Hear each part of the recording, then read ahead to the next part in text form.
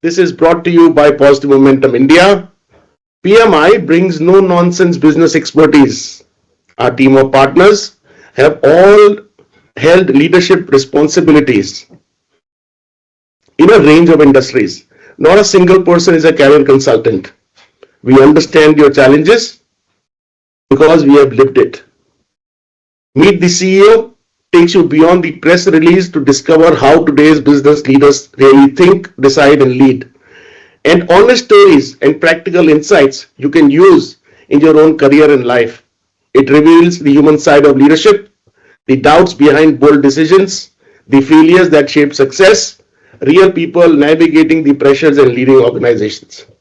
The idea is that by each episode, you as audience would be feeling both inspired and equipped with something concrete you can think and try. Today, we have Shayak Mazumder, who is both the CEO and CTO of an AI company called ADYA, which is one of the most advanced technology companies in the space of AI and in India. Having deployed technology platform by choice, over 20 enterprise clients, including but not limited to HUL, Canara Bank, Aditya Birla. Shayak is an INSEAD alumnus and a seaman by heart, having started the journey from Indian Navy. He is also a serial entrepreneur, with ADYA being his fifth project. So welcome to our show, Shayak. Thank you so much for giving us this time. Hi Ashish, thank you, and hi to everybody who's watching. Yeah. So Shayak, anything that I may have missed which you would want people to know about yourself or ADYA? Yeah, I think I teach AI in a few colleges. I sit on the board of a few universities. I built like 35 enterprise platforms, everything from insurance and credit to jobs and recruitment to retail and FMCG. So I bring with me a wealth of enterprise product building experience. Yeah, I have never been to college, but I did get a degree from the Indian Navy, and then I did my MBA from INSEAD. So mostly self-taught as a technology person. Today I'm the CEO and CTO of ADYA. Lucky to have a great team, and we're building some of the coolest stuff in AI and possibly the world's most advanced AI platform. The definitely the only open ecosystem in AI today, and India's largest AI ecosystem to boot. That's very inspiring, knowing with your background. So you spoke about ADYA. What problem is ADYA trying to solve? Primarily, there are two sets of problems. One is a fundamental problem, one is a little less fundamental problem.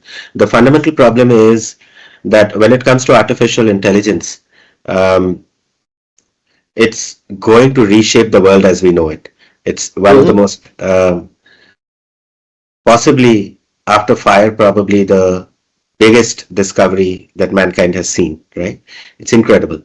I still struggle to think whether landing on the moon or building LLM, which one was a bigger discovery. It's Mm-hmm. Genuinely, these are both incredible things to do. But that being said, this going to the hands of a few, the zamindari system being introduced as it was with the internet and as it was with the cloud, I think is going to make it very, very difficult for global growth, particularly in India. So we need platforms that will enable people to build equitably. So that was the first problem statement. The second problem statement was that enterprise AI is a genuine problem. You have all these large enterprises that want to adopt AI, but they're stuck with a bunch of different problems. I have all these SaaS tools on one hand, and so old school enterprise SaaS didn't used to use my data, so that was fine. But the new school enterprise AI SaaS does use my data.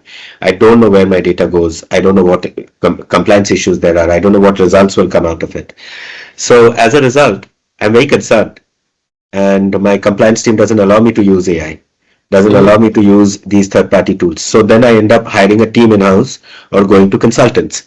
Now, when I Mm-hmm. hire a team in-house, that's very, very difficult because finding the right kind of talent, people who have the experience, the material to build the most advanced AI in the world, they're not there everywhere. And being able to go to consultants and yet be able to build things in real time is also still difficult.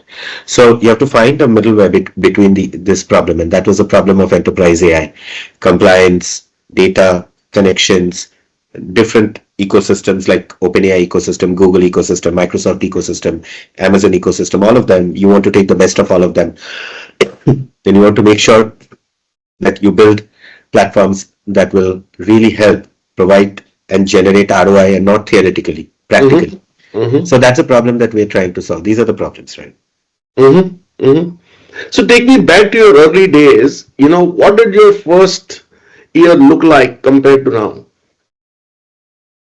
You mean in ADYA or Yes. Are there the erstwhile name, then change, and so on and no? so forth? No. So Unimat was a different company. It's not the same Mm-hmm. company at all. So Okay. ADYA name has never changed. ADYA has been ADYA from day one.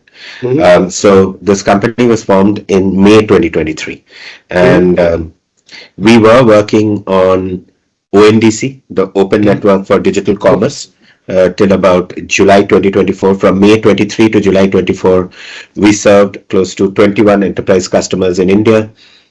I believe that we had built one of the finest ONDC platforms where an enterprise could come, create their own applications, whether that is retail, credit, jobs, education, etc. We work closely with various stakeholders, including the government, including ONDC itself, Honest, various others, to build this entire thing.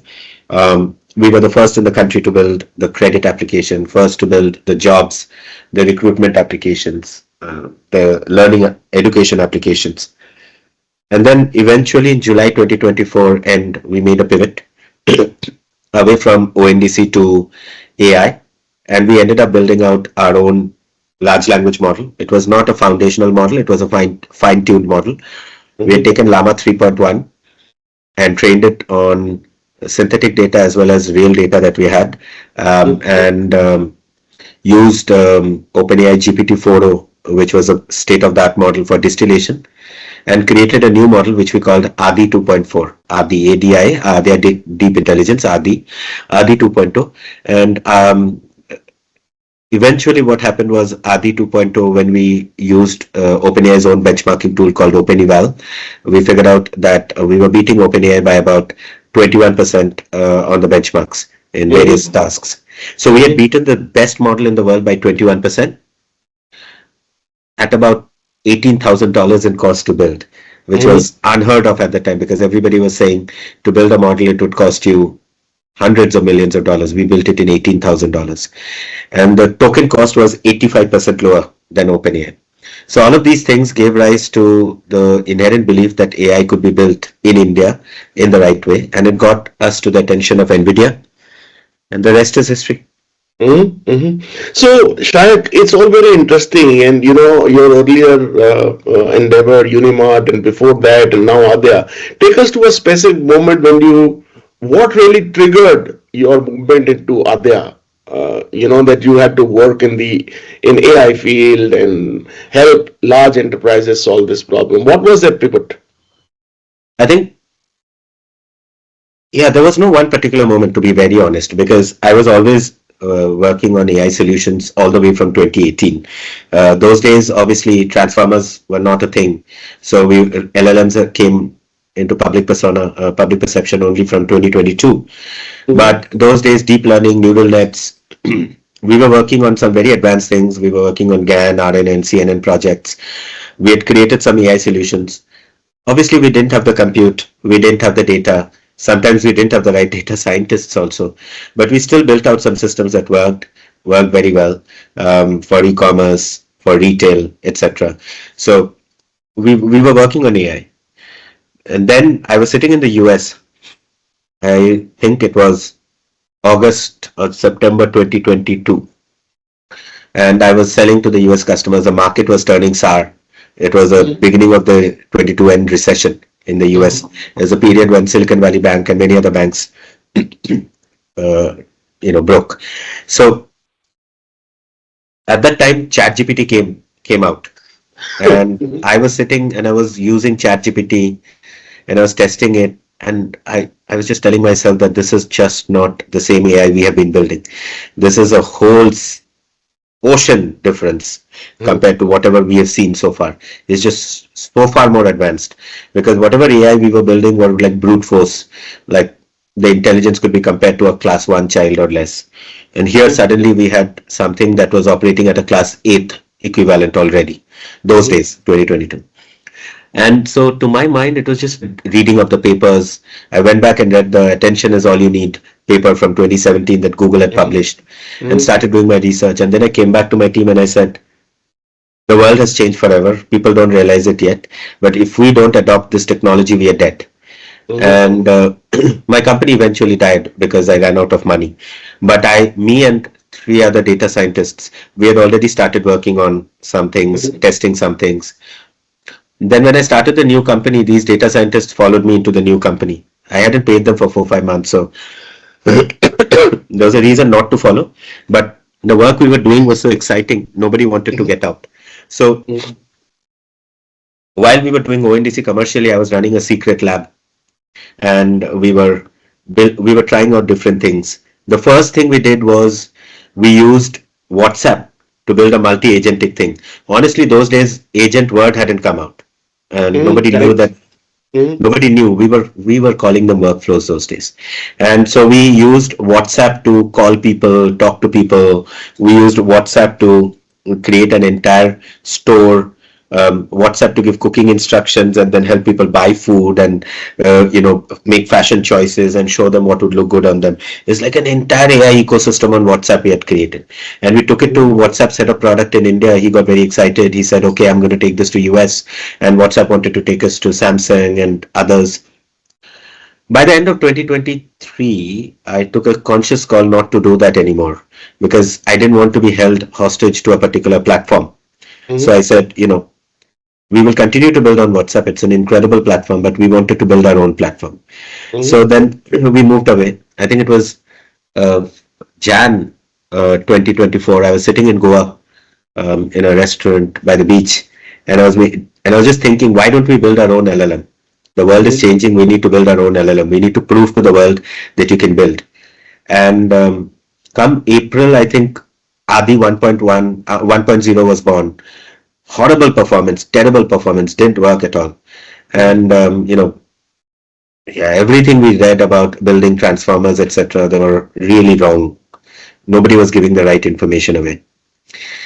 And then the world changed again. Llama came out, and Llama gave away all the information how to build models. And we went through those papers and we read and we understood model building was now possible. And yet we didn't have the data, we didn't have the compute. So I went to the Microsoft CTO and I told her, ma'am, I want to build this. And she was like, you've gone crazy. You can't build this in India. You don't have the resources.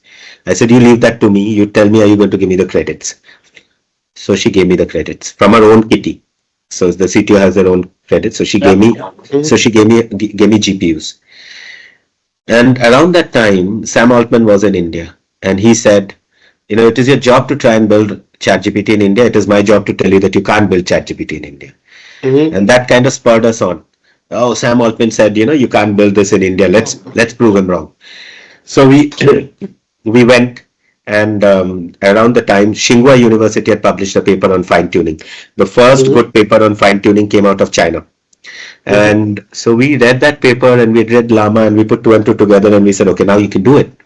So we went and we did chain of thought with GRPO.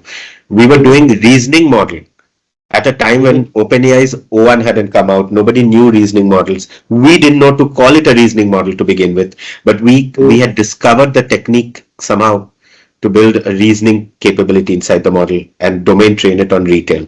So we built that model and it came out and it broke. Like it was really like a dream come true. We were looking at it and we were like, this can't be true. It's beating OpenAI by 21%. How is that true?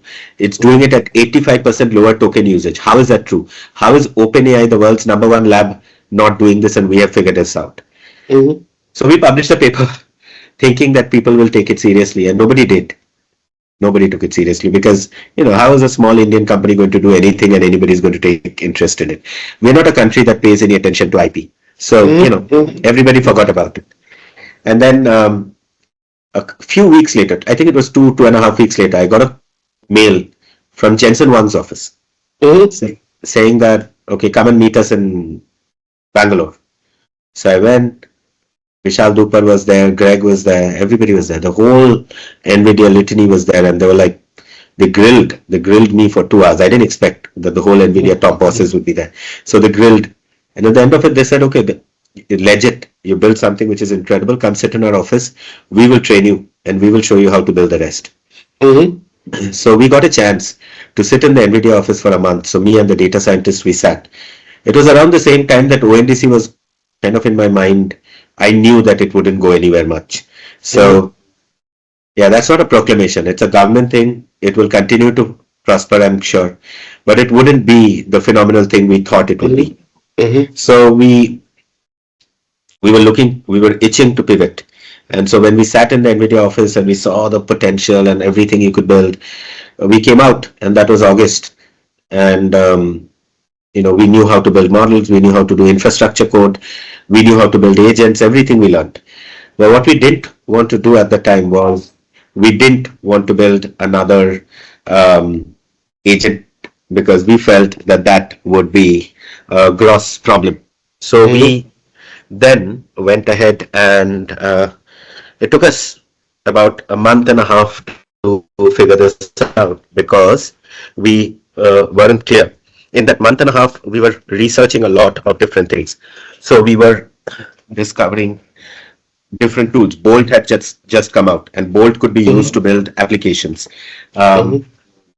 and that was very cool. Um, Mm-hmm. Crew AI had just come out and was very much in prominence for multi-agentic systems. N8N had just come out. We were trying all these tools and putting them together to build systems. Everything broke like a stack of Legos. It just had no stability. So by October, November, I think we came to the realization that this is just a house of cards. Mm-hmm. Everything that is raising money and there's so much noise around it is just a house of cards. Just like we had broken OpenAI and beaten OpenAI, we knew that the agentic world was equally, in doldrums. Mm-hmm. And so for us, that realization was very important because we were like, 1 year has passed. Like it was just 1 year after we had built those agents on Meta. And in Mm-hmm. 1 year, despite all the improvements and everything, this whole system was just totally broken. Just totally broken. So we were like, okay, you can't build real things using this. This is Mm-hmm. not going to work.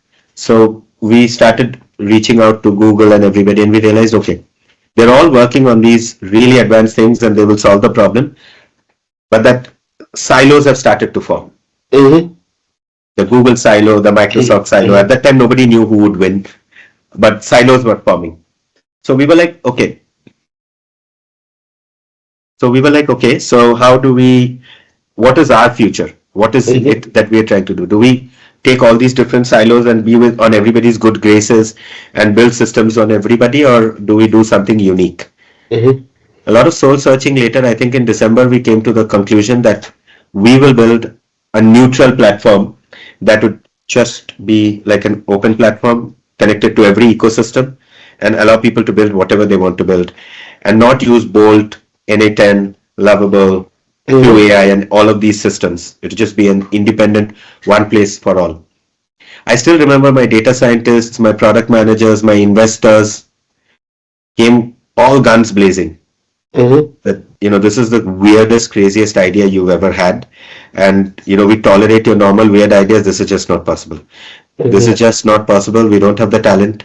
We don't have the knowledge. We don't have any of the things that are needed to do this.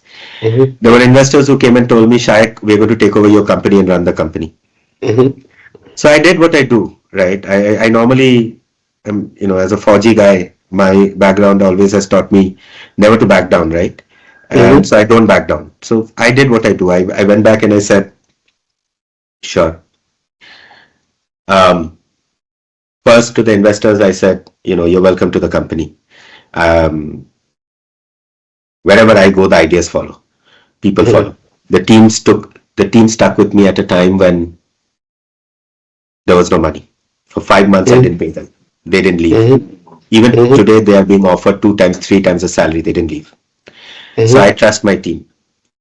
First problem. Second problem was, yes, we don't know the answers to these problems. The fact is, almost nobody knows. Maybe it's sitting Mm-hmm. inside the hallowed walls of Google and OpenAI, but otherwise nobody knows. But Mm-hmm. that's okay. What I do believe is that I have a team and a culture where no matter what problem we are thrown at, we will keep clawing at it until we cross it. Mm-hmm. And so we did. And yesterday, I was sitting with the team here in Coimbatore. 15 people had come to meet me because most of my team is sitting in South India. They all came to meet me. And we were having dinner, and I asked each one of them one interesting question, which is, what is the hardest thing you've done this year? And Mm-hmm. each one of them told me one story. And it was so nostalgic because it reminded me of the incredible challenges that were being faced right in the first half of the year. We didn't know the answers to any of these things. Honest to God, we didn't know. And I had given one problem to one person and said, solve it. And these are people who are 21, 22, 23 years old, Mm-hmm. right? They didn't know the answers either. And they solved those problems. So we knew logically this might work. So logical guidance was there, but technical guidance wasn't there. There was no understanding. So how do you build solutions that will sit on any cloud? Mm-hmm. Google couldn't tell us, AWS couldn't tell us, Azure couldn't tell us. We had to figure it out. How do you build AI that can build AI? No Mm-hmm. answer. How do you build systems that can scale infinitely? No answer. Mm-hmm. How do you build, you know, recruitment agents that can interview people? How do you Mm-hmm. build healthcare agents that can track and monitor everything? How do you build gene sequencing? Zero answers. None of these answers. And each of those 15 people had solved one problem. Mm-hmm. And together, when you compound that, you have ADYA. Mhm. Excellent. It's so inspiring. And Shai, that thanks for being vulnerable also. And I'll tell you what, your with your talk so far, the passionate CEO is always coming in the forefront, but also that humane CEO side also come. You spoke about your vulnerabilities of not being able to pay. You spoke about your vulnerabilities of having failed in few projects and then getting again. That brings me to the important point: is that how would you then define your leadership philosophy? Pretty much, I think, I don't know. Couple of things. One is, I feel that I take challenges head on and set in impossible goals. I think that helps. So If high John F. Kennedy, benchmarks. Mhm. sorry, High benchmarks. no, just nearly impossible goals, not high Mhm. benchmarks, just nearly impossible goals. If Okay. John F. Kennedy hadn't set the goal to put man on the moon, that would not have happened. Mhm. If so I think those kind of incredible goals sometimes turn to reality, and in our case it definitely has. So when we said that we will build the most advanced AI platform in the world back in December, my own team rebelled, my investors rebelled, everybody rebelled. But look at us today. We Mhm. have built the most advanced AI platform. Now nobody can doubt it. Now Mhm. governments, defense, pharma, energy, banks, everybody is working with us to solve the biggest problems in AI today. But that Mhm. wasn't true 12 months ago. Just 12 months ago, none of this was true. Mhm. So A, I feel that is important. B, I feel the culture. You find people, because there are always two kinds of people, right? People who'll eat the marshmallow and people who'll wait for the marshmallow, right? I find that if you can find those people who'll wait, you can build incredible things. Yeah. People who are,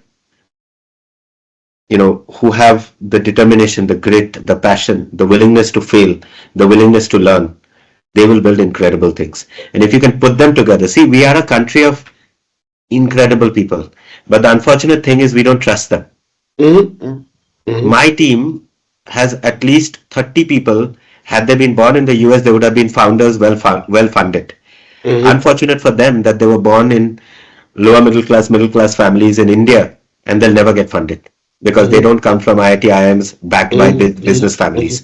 They're not Mhm. going to get funded, poor guys. But Mhm. they are incredible. If I tell Mhm. you the problems they've solved, I take names and I say, okay, this guy solved this problem. You will tell me that is a business that YC should have invested. Each one of them. That's how good they are. Mhm.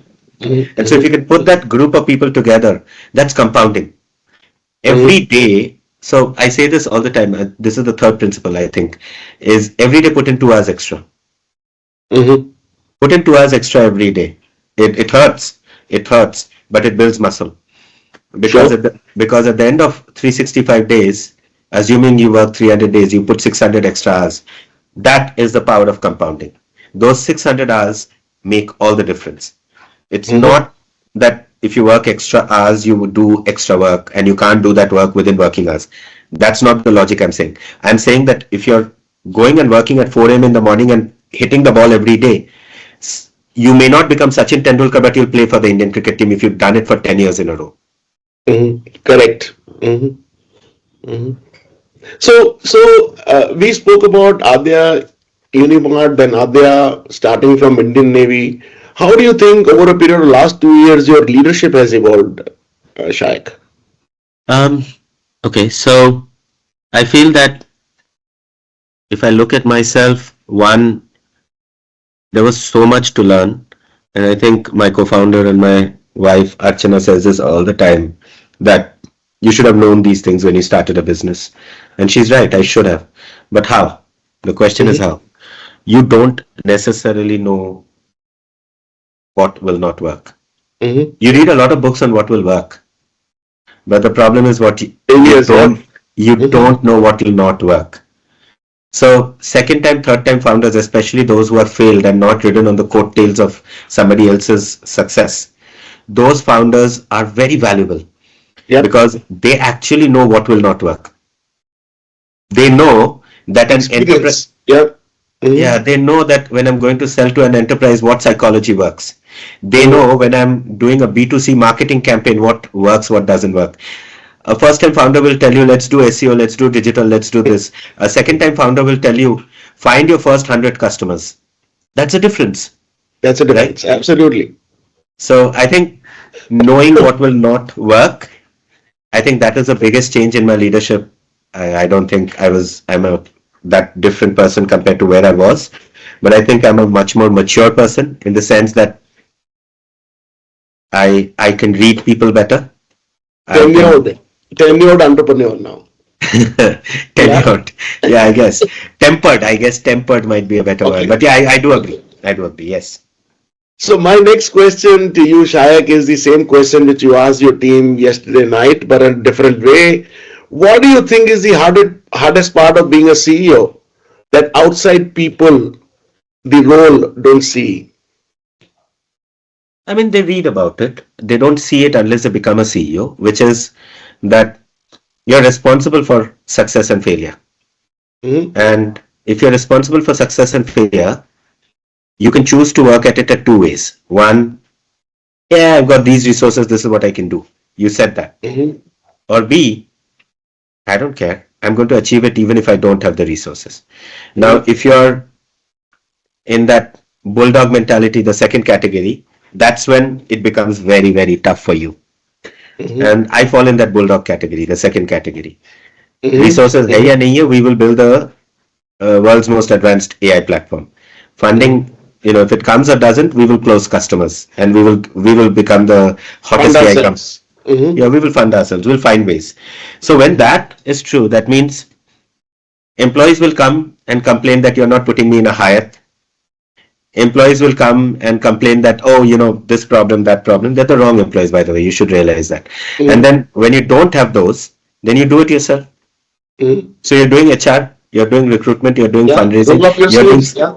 Mm-hmm. you're doing Mm-hmm. sales, you're doing marketing, you're doing product, you're doing tech, right? Okay, so the role CEO in that scenario is just so fluid because you own every failure. Yeah. And so when you own every failure, that means you own the whole pipeline. So if there is a team that doesn't understand what to do, you sit with them on a Sunday night at 10 p.m. and you're solving the entire thing for them. And then your finance comes and says, I've got 3 months of money left. You have Mm-hmm. to find a way to extend that to 6 months. And Correct. then your marketing comes and says, oh, I don't know how to do marketing. You have to find a way to extend the marketing so that the whole country is looking at you. Everything is for you to solve. Yep. Yeah. Yeah. I hear you. Yeah. Mm-hmm. So, Shayak, you spoke about the team who has been very loyal, who's you build that culture. So what do you look at? What skills do you look at when you're hiring your executive team? I don't. Okay, so honestly, I think I've not hired a lot of executive people.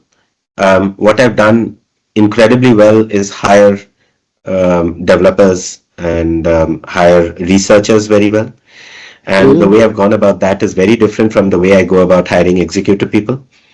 Mm-hmm. Um, so when I hire executive people, what I look for is obviously some sort of a role fit, some sort of a skill fit. Those things go without saying, they're table stakes. But what is very critical to me is a culture fit. Mm-hmm. If people come in from a brand name university and they expect a chip on their shoulder and they can't roll up their sleeves and get to work, that's a problem. If people come in from a brand name company and they feel that they should be put up in 5 stars and they should be working in a certain way, that's a problem. If people come in from and say no, this is my limit and I don't go beyond this, that's a problem. Mm-hmm. Because Mm-hmm. when you come in an executive role in a startup, you've got to be able to do everything. It's yours. Taking ownership is very important, and this So is how do you something. decide that this person will take the ownership? You see, because Yeah, responsibility, authority can be given. Ownership is something which you have to take. So how do you yeah. decide that this person will take ownership? You talk to them and you try to figure out how they will normally behave, and you get some sense, but that's not accurate. And second is, you should basically be very open that the person's not going to stick around because they will not take ownership and they'll not fit with your culture. And you should be perfectly okay with that as a Mm-hmm. startup. Most startup founders, and I find this, I made this mistake a lot of times, is that I've hired people and then stuck around to them because of the brand they bring. And that's Mm-hmm. wrong. That's Mm-hmm. absolutely wrong. Because I feel that the only thing that really matters is, are they working out for you? If they're not working out for you, it's best for them and best for you to part ways. Mm-hmm. So decide it early in your days rather than, yeah, The first two okay. months absolutely will tell you. And in these first 2 months, put pressure. Waterboard Mm-hmm. it. Find the leaks. See if they Mm-hmm. can be plugged. If not, Mm-hmm. part ways. Yeah, attitude versus aptitude. Huh? Yes, always. Okay.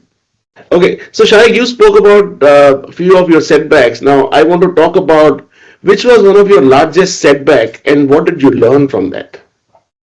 The largest setback goes, I mean, in the last 10 years, I think, has been the dramatic failure of Unimart. And I think a couple of things, many things to learn, but I think a couple of big things. One is I hung on to Unimart way longer than I should have. And that is probably Mm-hmm. because I was too close to it to see the fact that it wasn't a very good business model to begin with. Um, so the fact that you were not hitting a particular trend, the fact that there was the unit economics was not that great, the fact that there were better models to pursue as a function of Mm-hmm. your time, um, the fact that could have been a good indicator that that's not a great business model, Unimart. Um, so Unimart never caught on to the amount of effort that we put into it. Mm-hmm. Second, I think the biggest lesson that I took away is people. My executive team in Unimart was particularly bad. There were CTOs who were not attending office and working for some other company in the back end. There Moonlighting. were Mm-hmm. Mm-hmm. not moonlighting, literally working in two places at the same time. Mm-hmm. Um, and there were senior developers who were leading the whole team astray. Lots and lots of politics because I was in the US and the team was in India and I wasn't in full Mm-hmm. day touch with them, so I didn't get to see the drama being played out. So one thing when I started ADYA was, or rather two things I made as a difference was, first I said I will um, cut the 5 functions down to 2 functions. So in any Mm-hmm. startup there are 5 functions: sales, marketing, operations, finance, and tech. I Mm-hmm. cut it down to sales and tech. Just two. Mm-hmm. I said nothing else. Everything else we will not do. And everybody told us, how can you not do marketing? How can you not do finance? How can you not do operations? I said, no, only 2 things. Because I can't control more than 2 things by myself. And the Mm-hmm. second thing I said is, I'm going to be the CEO and the CTO. I'm going to Mhm. ensure that I guide it in its infancy, and then there will be other teachers coming over. But the Mhm. first formative years of a child are the parents. So I will Mhm. take care of it in the early days. Mhm. Um, so I'm still the CEO and the CTO. Hopefully, there's somebody coming in soon who will take over as the CTO. But for now, I'm the CEO and the CTO, and I think we've done a commendable job as a Yeah. team, taking it to Yeah. the depths and the heights that we have taken it to. So So the these are the two. Yeah. So the course corrected taken by you, what I hear you say is that don't expand yourself too thin. Start small and take the ownership and responsibility, and work with the basics to start with. Yeah.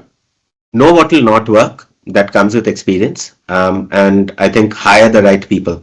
So if you hire the right people, you're kind of destined to succeed because the business will meander. People will find a way. Mhm. So what's keeping you awake these nights, Shaq?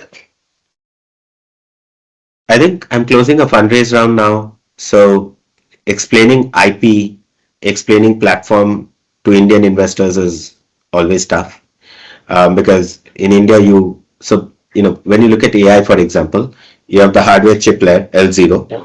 you have the model layer L1, you have the platform layer L2, and you have the application layer L3 right on top. And most investors are only focused on the L3, the application Mhm. layer. Mhm. So they'll tell you build a vertical application, get 5 customers. That's all you need to do. Yeah. I have Yeah. no idea. I can't count how many times investors have given me this sane advice. But I'm an insane person, no. So sane advice doesn't work with me very well. Mhm. Mhm. But the problem is also this that vertical AI has not succeeded. Look around you. Not one vertical AI platform can claim that they've actually succeeded. The unit economics are poor. The loss rates are incredible. The churn rates are just 85%. Longest. Mhm. Yeah, Mhm. so the vertical AI has not succeeded, even though every sage investor has given that advice to every startup. Not one person. Maybe the startups are at fault. They couldn't execute what the investors wanted. Or maybe the investors just don't know what they're saying. Both could be true. I don't know. But the fact is that vertical AI has not succeeded. So Mhm. the focus should have been on two layers below the Below. IP, Yeah. the platform. Mhm. Because if you're building something new, you could then spawn That so many opens the things. base. Yeah. Yeah. Yeah. So Mhm. I feel that is one of the areas where we've kind of been able to do that, which is different rather, but it has not been easy. And we are at the point where we've crossed the first hill, and now the bigger hill approaches. The first hill was being able to take it to market and prove that we have build the best platform in the world and have Mhm. thousands or tens of thousands of people using it, which we do today. But now taking it to the next level where we are building some of the most incredible solutions with actual enterprises has begun, and Mhm. that's going to be more difficult. So what's the booster to or your energy that you need to build to climb this hill now? Nothing much. Just keep doing the same thing, compounding over time. You really don't need a spike. You need compounding a little bit every day. Takes you a long distance because what Mhm. really happens is I solve one problem today. Tomorrow I solve one more. The day after I solve one more. Every day I try to solve one problem at a time. And I think Mhm. there is not much more you can do, right? Everything won't get solved. You don't have the resources, Overnight, yeah, and yeah. even if you did have the resources, it would be foolhardy to expect everything to be solved at the same time. So keep solving them. Today, one of the biggest pharma companies is working with us to build drug discovery pipelines. Great. We haven't solved that problem, but we will. Given the Mhm. team and given the doggedness, we will solve because we've Mhm. built other kinds of models in the past. Today, the armed forces is building satellite imagery based enemy reconnaissance AI. Mhm. Great, can be done. So, one by one, we will be solving these problems. We've already kind of solved most of these to a large extent and created solutions which are just so much more advanced. So talking about this, I hear you talk about grit. You know that comes as a underlying solution. What you're talking about. Talk to me about some of the values that are non-negotiable to you to run your company. Trust. Trust is non negotiable. Mm-hmm. Somebody who breaches trust in whatsoever way, I will part ways. Because for me, that is absolutely non negotiable. See, you can teach people, you can drill certain things, but you can't drill ethics into a person. You Yep. can't drill trust into a person. That is there or not there. Mm-hmm. Somebody came the other day and said, Shayak, you are trying to raise funds now, and you don't have the funds. I will want to work as a consultant with you until you do that.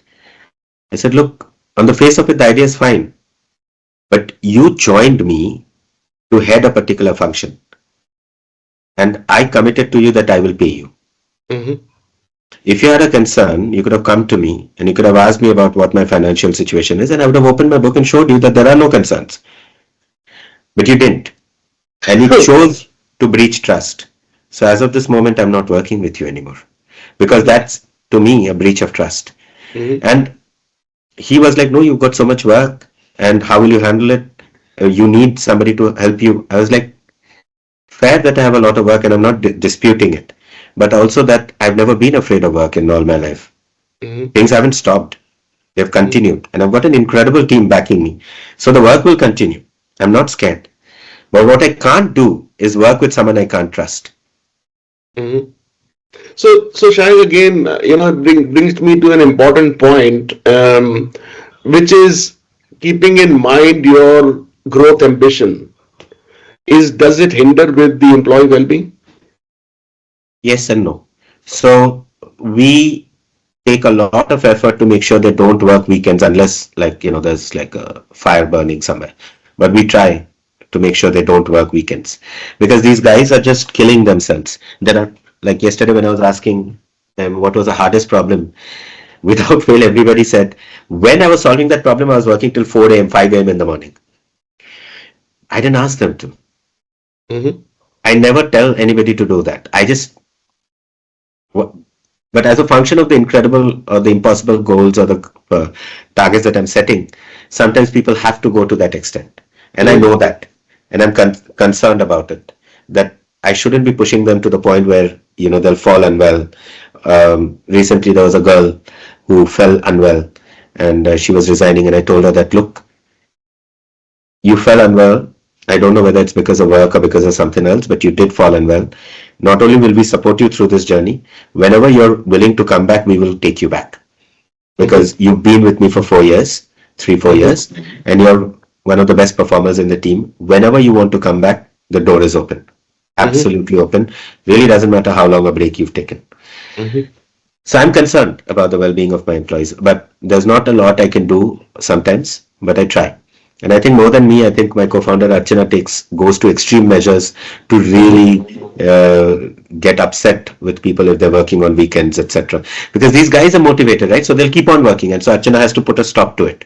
So Mm-hmm. because she takes care of them on a daily basis, not me, right? So she's So very it, concerned. can we say it's a good cop, bad cop? So Archana's the bad cop, I am the good cop. That part is clear. No, no, you know. So employees come to me, but in our scenario, I think it is bad cop, worse cop.